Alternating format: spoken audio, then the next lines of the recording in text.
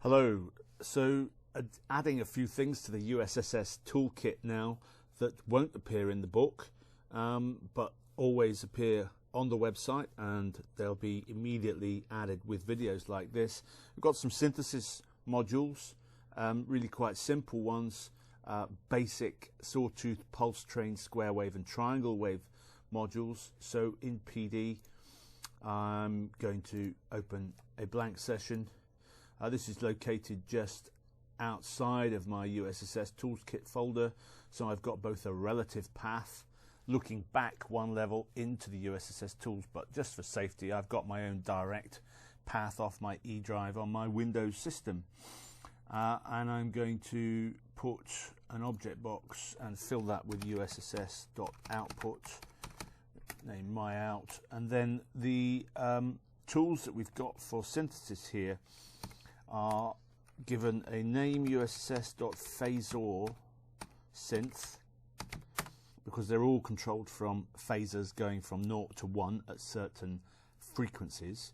Then they have a name, so my P1. Then they have a type, which can either be a sawtooth wave or pulse wave, pulse train wave, or a square wave, or a triangle wave.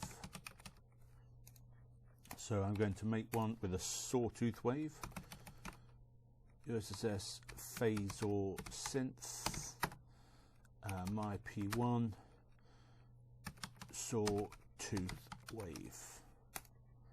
And this is going to be a 10 voice waveform, and I'll just connect it up straight to make sure we get some sound. And we need MIDI in, so you could use a variety of methods to generate your MIDI notes. Note in from whatever keyboard you have, which needs to then be packed. The note number and the velocity need both to be packed into the one inlet of the synth, which controls the polyphony. So turn that on. We've got a volume control.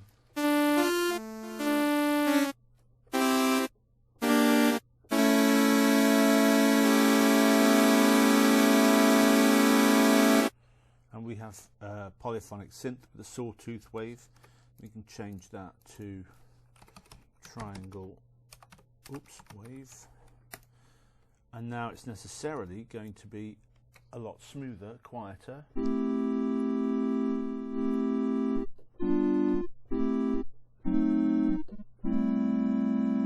Square wave,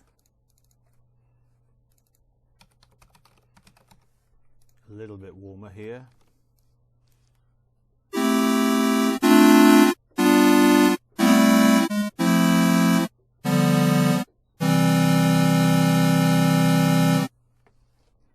And the pulse train wave allows you to control the pulse train, which is a value which goes from 0 to 1. So we could do that.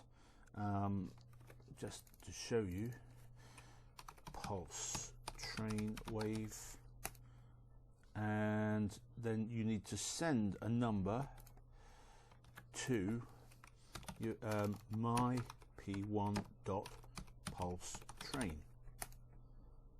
Oops. Obviously you need the object box with a send in it. That one needs to go from 0 to 1.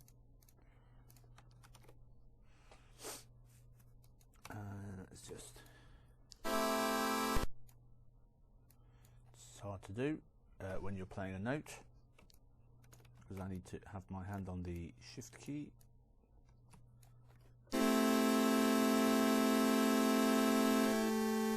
So what I could do is I could send a direct MIDI note on as a message, 64.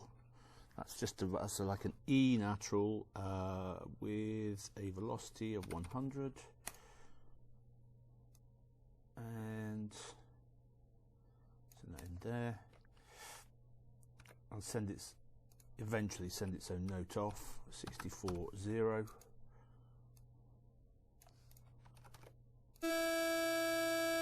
Now I can control this.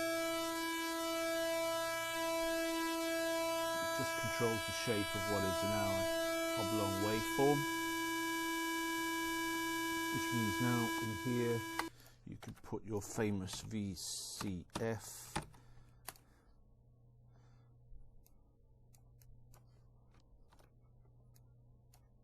and begin to build a synthesizer. So VCF, let's have a quick look at the help file for that. We've got a center frequency that's a signal and a Q. The center frequency is a number and that becomes a signal. Be the same for each filter, probably. And the Q is a number. So a Q, as the Q increases, the filter becomes tighter. You lose volume, obviously, but here we go. So center frequency there. Let's have a Q of say 4.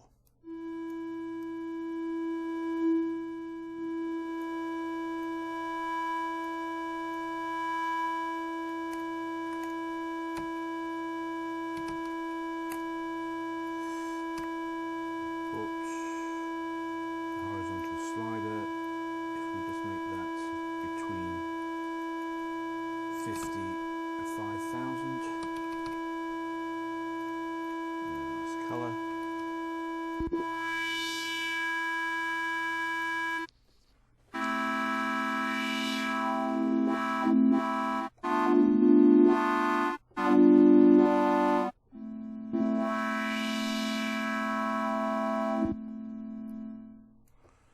So 4 different types of synthesized waveform.